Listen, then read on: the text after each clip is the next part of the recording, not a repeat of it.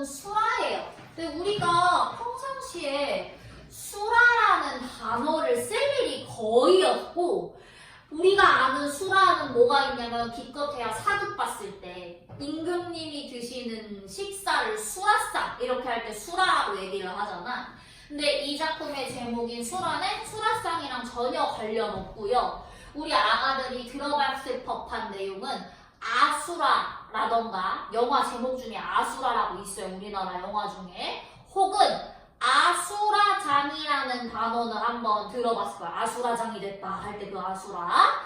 자, 그래서 우리 지금 이 수라에 어휘풀이가 되어 있는데요. 교재 밑에. 한번 같이 읽어보면, 아수라의 줄임말로 끊임없이 싸움이 일어나 고통이 지속되는 세계를 비유적으로 이루는 말이라고 나와 있지. 그럼 우리 추측해보자. 일단 지우야, 이 수라라는 내용은 긍정적인 내용에 가까워? 부정적인 내용에 가까워? 부정에 가깝네 라는 걸 일단 힌트로 얻었어.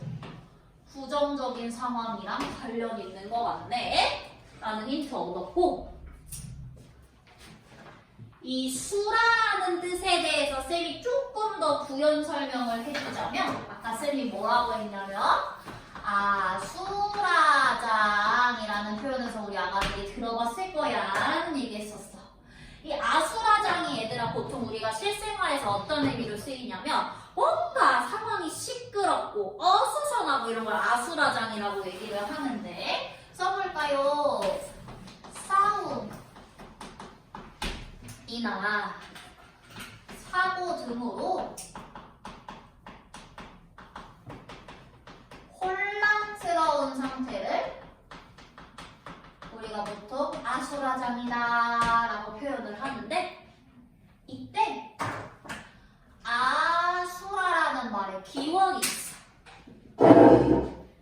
아수라라는 말에 기원이 있어. 원래 이 아수라라는 말이 어디에서 온 말이냐면 인도 불교에서 쓰이는 용어인데요. 인도 불교에서 그 신화 중에, 불교 신화 중에 나쁜 신 이름 중에 하나야. 악신. 악신의 이름이 아수라가.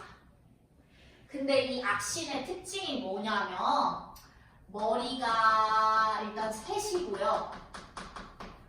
팔이 6개래. 정우야 상상해봐. 머리가 셋에 팔이 6개면 일단 졸라 무섭게 생겼겠지? 또 뭘 잘할 것 같아? 팔이 6개나 돼.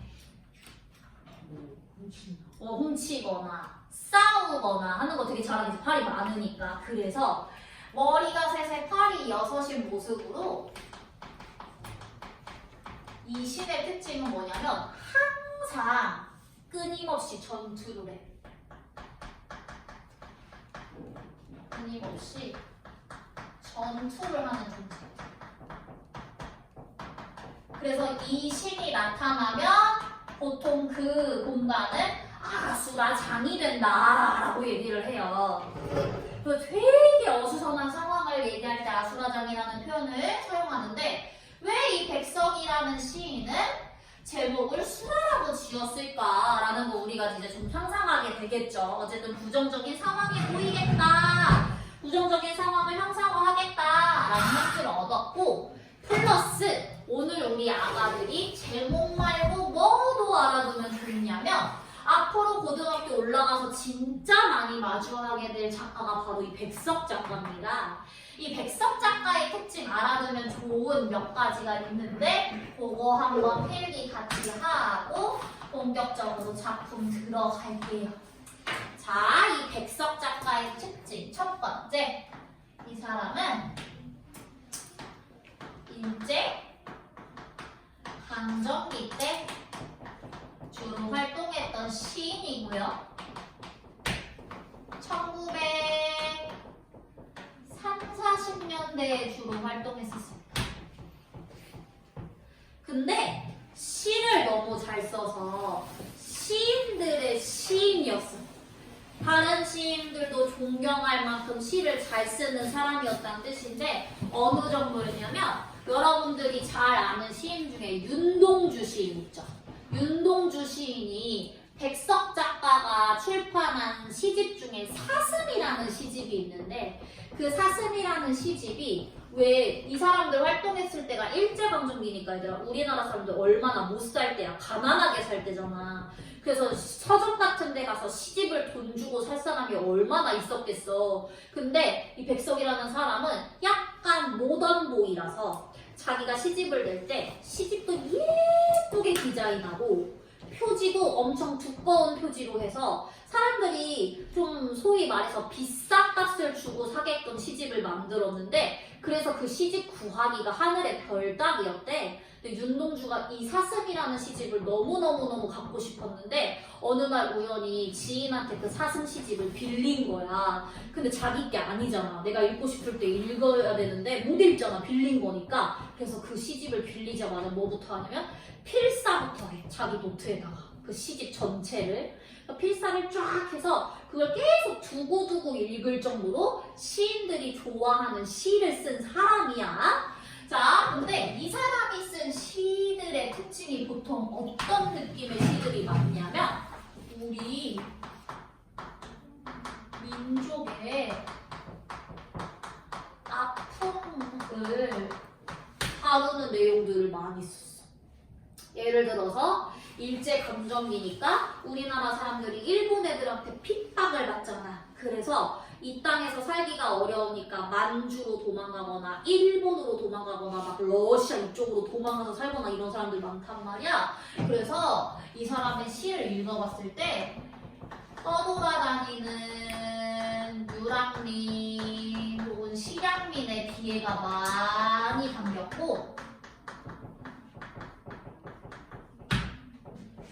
유랑민이나 실향민에 비해 일본 애들이 우리나라 들어와서 우리나라 사람들 괴롭히는 걸로 끝나는 게 아니라 이 조선 놈들의 정신을 말살시키자 라고 해서 문화도 막 즐기지 못하게 만들잖아. 그래서 우리 고유의 문화 같은 걸 시에다가 담아내려고 엄청 노력했어.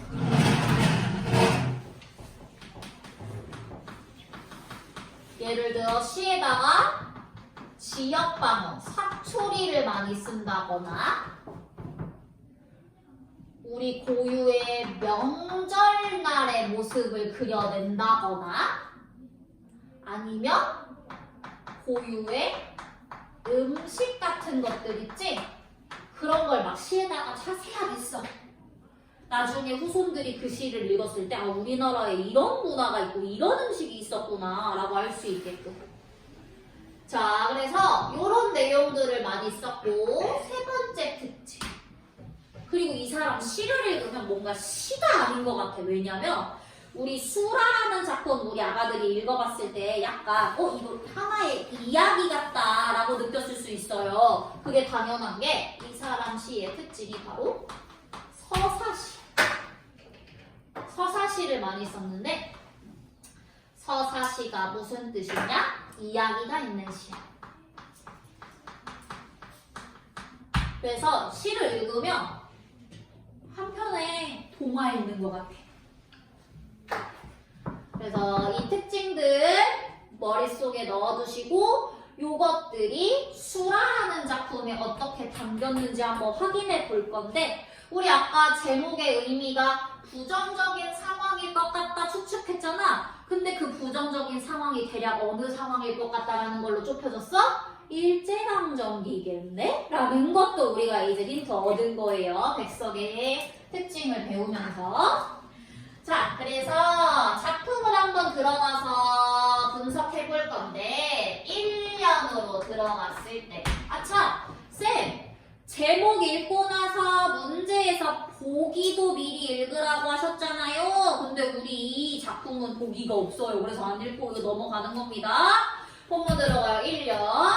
거미 새끼 하나 방바닥에 날인 것을 나는 아무 생각 없이 문 밖으로 쓸어버린다 라고 나왔어. 자, 이거 깨끗하게 풀려 있으면 안 되고 쌤이 뭐 하라고 했냐면 시적 대상 나오면 체크하라고 했어요. 시적 대상 누구야?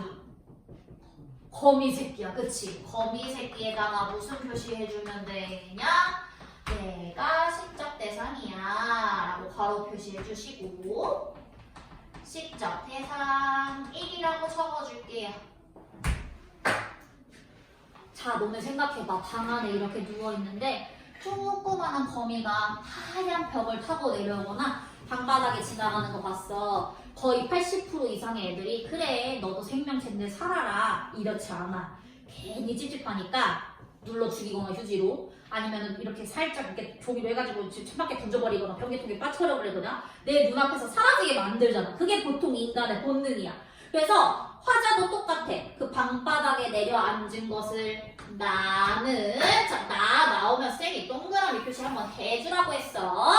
표면에 드러난 화자 나는 아무 생각 없이 얘들아 이거 별거 아닌 것 같은 구절이지만 밑줄 한번 그어줘. 아무 생각 없이. 왜냐면 화자의 태도가 지금 여기 드러나거든요. 아무 생각 없이 그 거미를 문 밖으로 쓸어버렸습니다. 문 밖도 한번 밑줄 그어주시고요. 이거 나중에 2연 읽고 나서 이 문 밖의 의미 정리하러 다시 돌아올 거예요. 문 밖으로 쓸어버린다.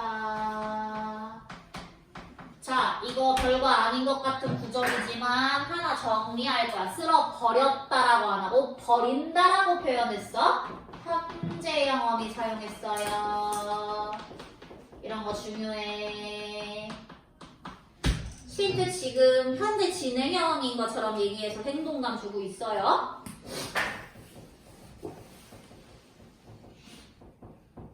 자, 그러면서 1년의 두 번째 행 뭐라고 얘기하냐면 자디찬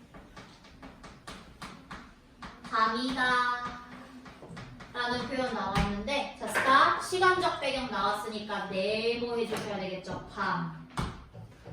근데 도훈아 보통 시에서 밤이라는 시간적 배경은 플러스에 가까워 마이너스에 가까워? 마이너스야. 부정적 현실이야. 그리고 부정적 현실인 걸 확신할 수 있게 해주는 수식어도 붙었어. 어떤 밤이래? 차디찬 밤이래. 촉각적 이미지 나온 거 확인해 주시고요. 뭔가 냉혹한 현실 얘기하는 것 같지. 차디찬이라고 얘기했으니까.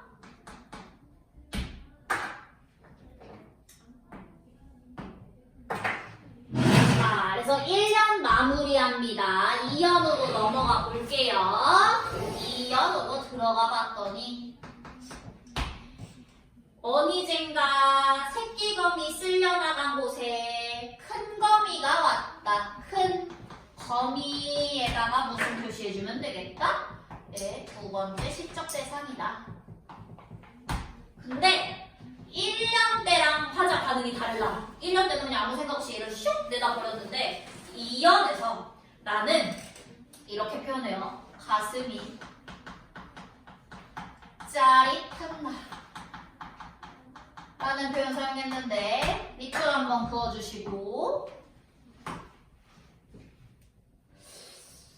승빈아 여기서 이 짜릿함이 그 놀이기구 탈 때 짜릿함일까? 아니면 가슴이 찌릿하고 아픈 거 얘기하는 걸까? 두 번째 거야. 얘가 큰 거미를 보자마자 뭔가 슬픔을 느낀 거야. 왜 슬픔을 느꼈을까, 정우야? 그 새끼를 쓰다 버렸는데 바로에 버렸는데 거기에 이제 엄마가 엄마 거미가 나타나니까 아씨 내가 새끼 거미를 내쫓았구나 라고 그제서야 깨달은 거야. 지금 거미들을 보고 얘네가 가족인데 내가 얘를 버리지만 않았어도 얘랑 같이 있었을 텐데 내가 아까 걔를 내가 버린 거구나 라는 생각에 가슴이 아팠던 거야. 잠깐 스탑할 거고요. 여기서의 태도 거미들에 대한 불쌍함 느낀 거잖아. 그걸 어려운 말로 연민이라고 얘기하는데 도윤아 1년에서 얘 거미 새끼 내보낼 때는 생각 있었어 없었어? 아무 생각 없는 무심한 태도였다가 2년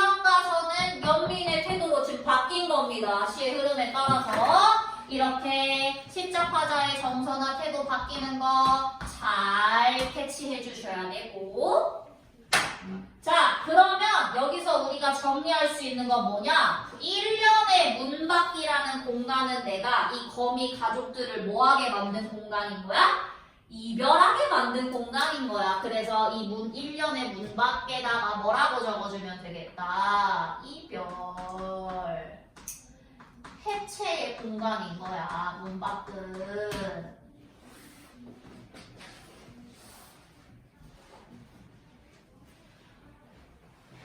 근데 이연에 가서 내가 얘네들을 찢어놨구나.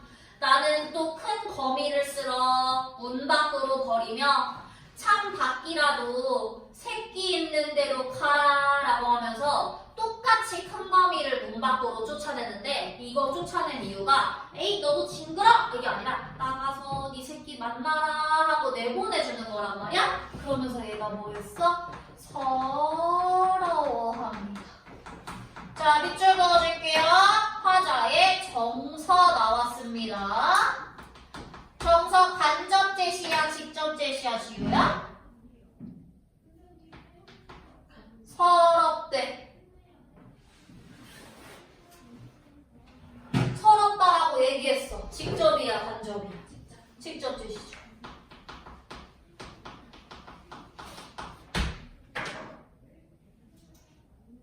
자, 그러면 정우야, 보통 사람들이 거미들을 보고 이런 생각까지 하나?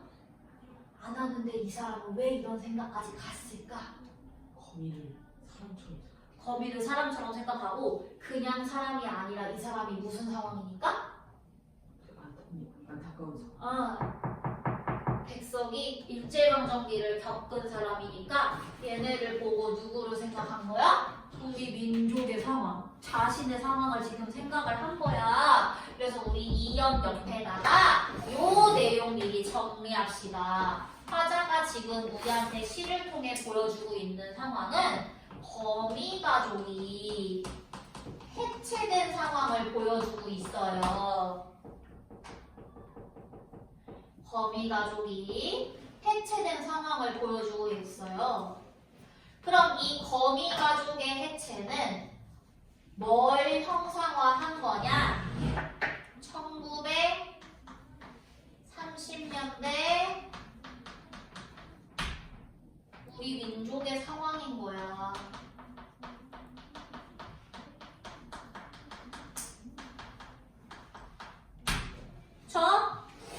그리고 얘는 내가 얘네를 헤어지겠구나. 지금이라도 다시 만나라고 내보냈잖아. 그래서 화자가 그럼 이제 원하는 건 뭐예요? 거미 가족의 재회야. 그러면 거기에 숨겨진 의미는 뭐겠어? 지금은 뿔뿔이 흩어진 우리 민족이지만 다시 화합했으면 좋겠다라는 거겠지? 그래서 공동체적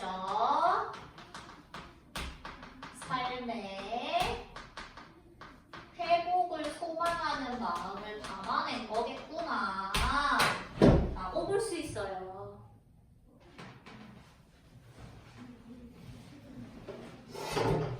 자, 사면으로 한번 들어가 봅니다. 사면에서 이렇게 해서 아린 가슴이 싹기도 전이다. 아픈 가슴이 다 가라앉기도 전에 어디서 좁쌀 만한 아래서 갓 깨인 듯한 발이 채 서지도 못한 걸음마도 제대로 못하는 것 같은 무척 자 가로 표시 또 해주면 되겠지? 작은 새끼거미 하나가 또 나타나더래. 얘도 가족인가봐. 지적대상 3번.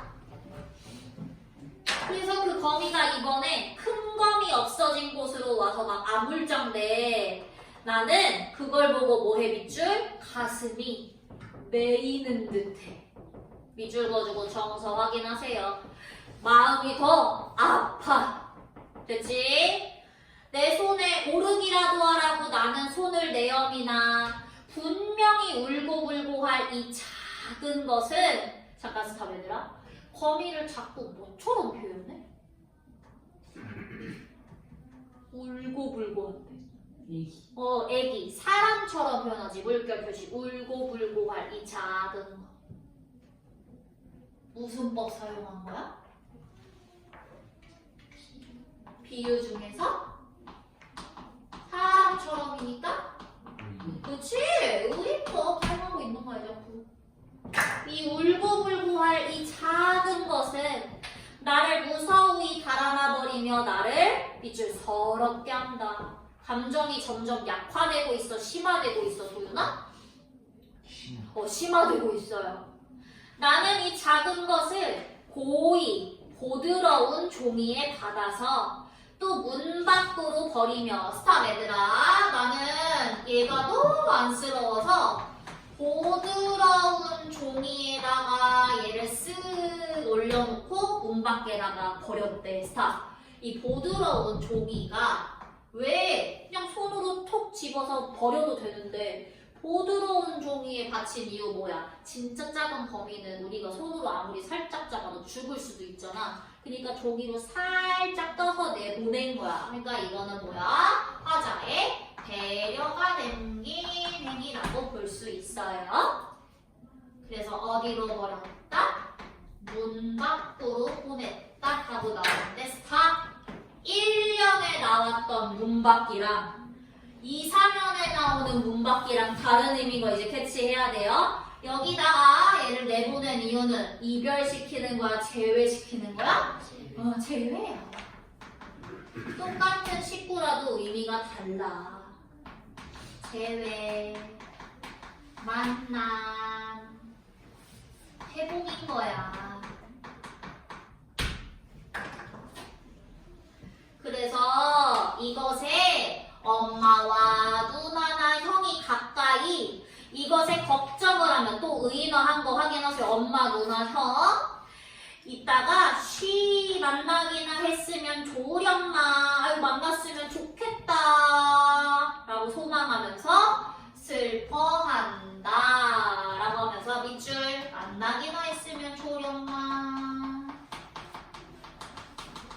자, 이거 쌤이 왜 밑줄 긋게 했을까?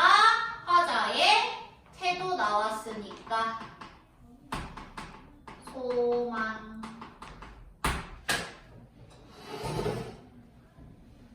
그래서 우리가 1년부터 4년까지 쭉 읽어봤어요. 그래서 우리가 이렇게 다 읽고 나면 왜 백석 작가 특징이 서사시라고 하는지 이해되죠? 한편의 이야기 같고. 여기서 거미 가족들의 모습은 우리 민족의 아픔, 일제강점기 당시의 사회상 드러내는 거라고 우리가 얘기할 수 있겠고, 더 나아가서 제목이 왜 수라라는 무시무시한 뜻이었냐면 우리 민족의 그때 상황이 이렇게 아수라장이었다라는 거 얘기한다라고 볼 수 있겠습니다. 그래서 여기까지 우리가 한번 읽어봤고 시의 흐름이랑 주제 정리하고 마무리할게요. 시 흐름 보세요, 여러분. 1년, 2년, 3년으로 갈수록 어떤 거 눈에 보이냐면 시의 흐름이 적어주세요.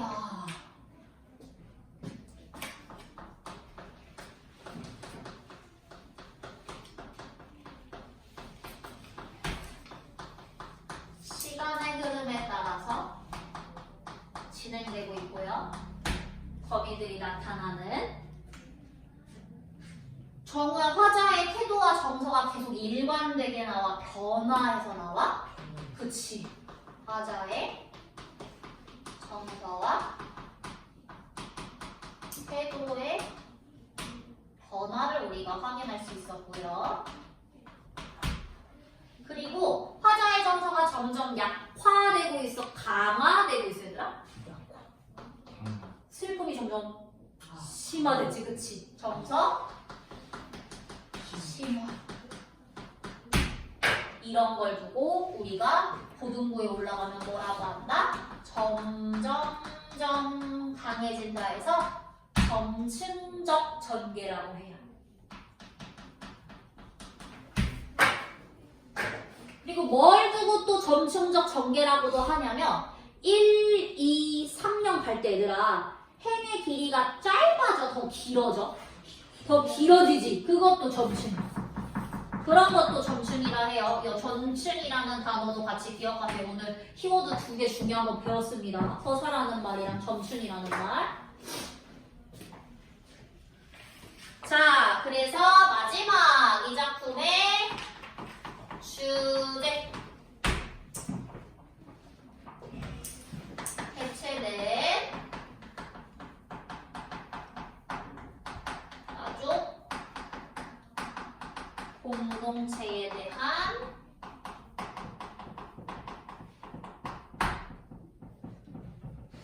아픔과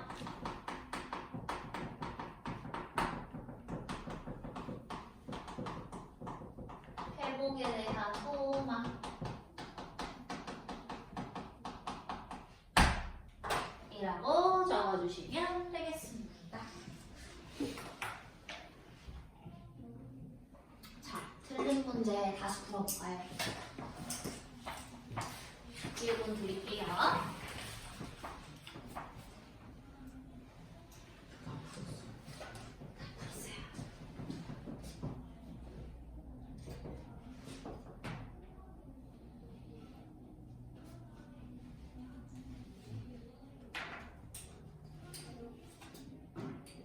뭐에서 뭘로 바꿨어? 1번이요? 거기서 이걸로. 요거에서 요걸로 바꿨어요?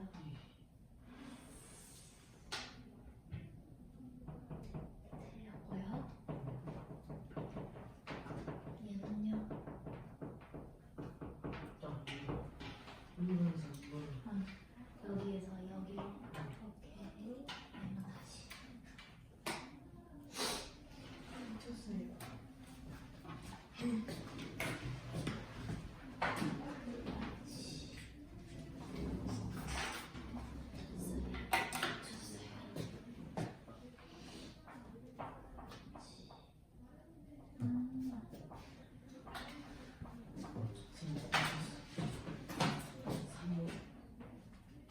아니야. 아니야. 잘 읽어봐, 정말. 단어만 읽으면 안 되고 문장의 의미를 잘 읽어야 돼. 그래야 1번이 안 틀려.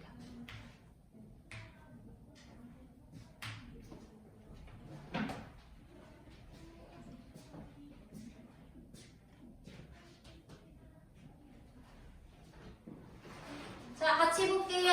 1번. 위시에 대한 설명으로 적절하지 않은 것은 자, 1번 선지부터 대상을 의인화하여 우리 거미 의인화했죠. 화자의 연민을 드러내고 있다. 불쌍히 여기는 마음 드러낸 거 맞고. 2번 촉각적 심상. 우리 1년에서 차디참합니다 라는 얘기 했습니다. 그래서 대상이 모인 비극성 누각하고 있다도 맞죠? 차가운 밤에 내쫓긴 거니까. 3번 현재 영험이 사용하여 아까 쌤이 언급했고 쓸어버린다. 이런 종결어미. 그래서 생생하게 보여주고 있다. 맞고요. 4번에 잘 읽어 얘들아. 화자의 태도가 달라짐에 따라 한번 끊어봐. 화자의 태도가 달라지는 건 맞는 설명. 근데 대상이 처한 상황이 악화돼요? 아니죠. 화자가 처음엔 거미한테 아무런 생각 없는 무심한 태도였다가 아차 내가 얘네를 헤어지게 만들었구나 라고 다시 만나게 도와주려고 하잖아. 그러니까 상황이 악화된다라고 보면 안 되죠. 그래서 정답이 4번입니다. 1번에. 됐죠?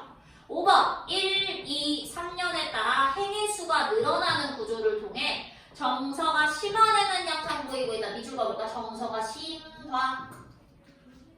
이런 걸 어려운 말로 바꿔서 고등도 올라가면 뭐라고 한다고? 점층적이라고 한다고. 이 단어 이제 모르면 안 돼.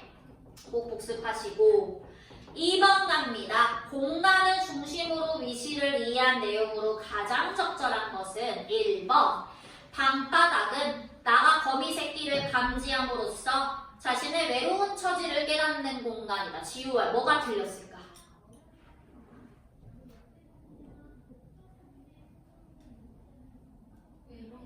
외로운 처지 이런 거 나오지 않죠? 시에서 X 표시. 2번 쓸 쓸려나간 곳. 얘들아, 이 쓸려나간 곳 어디에서 나오는 구절인지 봐야지. 이연에서 어느샌가 새끼거미 쓸려나간 곳에 큰 거미 온 거 발견하지? 그거 보고 나 가슴이 어땠어? 슬펐지. 그럼 봐봐 2번. 쓸려나간 곳은 큰 거미의 출현으로 인해 나가 심적 고통을 느끼는 공간이다. 맞아, 틀려? 맞잖아. 답이 2번이네요. 됐죠? 자, 3번 뭐가 틀렸을까? 찬 밖은 방바닥과 대비됨으로써 나가 거미들의 만남이 실현된다고 확신하는 공간이다. 뭐가 틀렸을까, 정우야? 이번에 3번이요? 확신이 아니고 그치. 그렇다고 그랬으면 좋겠다라고 해서 좀 확진 X. 4번. 새끼 있는 데에는 큰 거미가 도달하기를 바라는 지점으로 나의 상실감이 해소되는 공간이다. 상실감 해소됐어, 얘들아? X. 5번. 큰 검이 없어진 곳은 거미에게 도움을 주려는 나의 행위로 인해 거미들의 고통이 해소되는 공간이야? 이것도 아니잖아, X. 자, 3번 문제. 기역의 문박, 니은의 문박. 각각 1형과 3형인데 기역은 가족들이 되어지는 거. 니은은 가족들이 다시 만날 수 있는 공간이었으니까 당연히 답은 몇 번밖에 안 돼요? 1번밖에 안 되죠. 제일 쉬운 문제였다. 자, 그럼 얘들아 2번은 왜 답이 될 수 없어? 3번에 2번.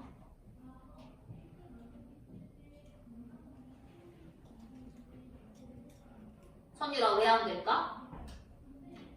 자의가 아니라 화자의 그치, 화자에 의해서 있게 된 공간이니까 둘 다 타의에 있게 된 공간이라고 봐야 되겠죠. 도윤아 3번은 뭐가 틀렸을까? 이거 기획이 외적 영향을 받아야 돼. 봤죠, 그쵸? 바깥으로 나가서 추운 차디찬 밤이니까. 4번은 뭐가 틀렸을까? 승빈아? 과거 경험 이게 반영됐는지 우리 알 수 없어요. 그죠? 현재의 상황이 반영된 건지도 알 수가 없어요, 우리. 5번. 거미 가족에 대한 화자의 행동에 원인이 드러나요, 기억에서? 원인 있었어? 아무 생각 없었잖아. 됐죠? 그래서 거기가 틀렸다. 자, 그래서 이번 주 숙제 22페이지 빈칸. 23페이지 엮어읽기 읽어보고 빈칸. 객관식. 쉽게 쓰여진 시라는 작품 읽어보고 25페이지 객관식 풀어올 건데, 자, 다시 집중. 25페이지 문제 풀 때 작품 제목 보고 보기에서 쌤이 힌트 얻으라고 했죠? 어떤 보기에서 힌트 얻어야겠어? 2번. 그치. 2번 보기 먼저 읽어, 얘들아. 본문 읽기 전에. 그리고 엮어읽기에 여운한글 쪽 보시면 이거 처음에 읽었을 때 이게 무슨 내용이야 하고 어려울 수 있는데 백석 작가가 쓴 시고요. 여운한글 쪽 읽을 때 얘들아 요거 복습하고 읽고. 쌤이 백석 씨 특징이라고 했던 거. 요 특징 중에 하나 들어가거든? 아, 이런 내용이구나 하고 한번 추측해서 읽어보세요. 참고로 제목의 의미가 뭐냐면 여우가 난 골짜기의 가족들이란 뜻이야. 여우가 난 골짜기는 그냥 동네 이름이야. 됐죠? 여우가 난 골짜기의 가족들의 모습 이런 뜻이에요. 참고로 알아두시고, 자, 우리 10분 쉬었다가 비모나 할 거예요. 쌤이 채점해서 돌려드릴 테니까 틀린 문제 한 번씩 보고 계셔요.